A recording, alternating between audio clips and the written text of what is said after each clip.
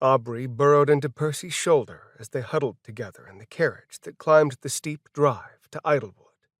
The earlier rain had made the red dirt road slick, and the wheels of the carriage made an unpleasant sucking noise as they rolled through the mud toward his family home.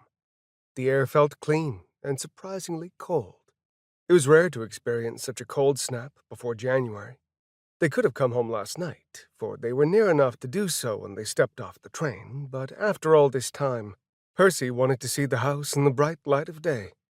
He wanted his new wife to see Idlewood's beauty and love it like he did, and he wanted to make this a fresh start.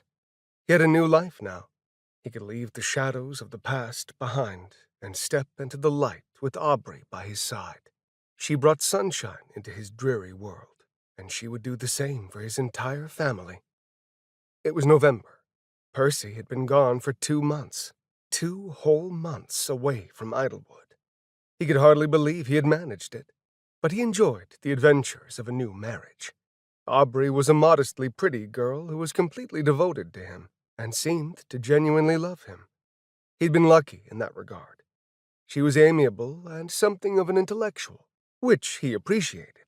But after just 1 week of travel, he'd grown weary of the constantly changing surroundings and her need to talk quite so much.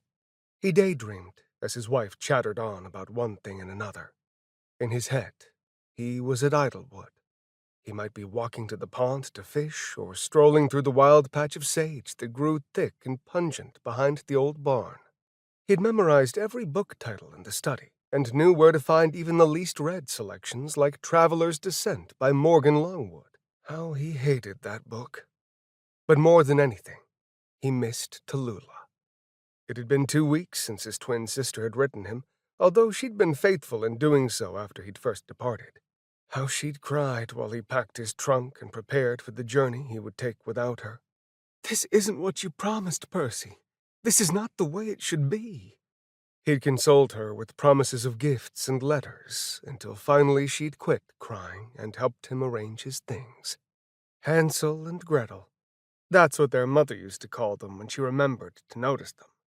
And Ferguson spent all her time spying on their father, convinced he was up to mischief in the barn with the neighbors or in some other part of the county with someone else, although he never was. Their father would never have behaved the way their mother feared he did, but one would have a devil of a time convincing her of that. As far as their mother was concerned, Charles Ferguson was a handsome and desirable catch, despite the fact that he had been married to her for nearly 20 years, had gout occasionally, and had a generally dark disposition. Hansel and Gretel. Percy fussed about the moniker, but secretly he liked it. It tied him and Tallulah together, for they had always been together.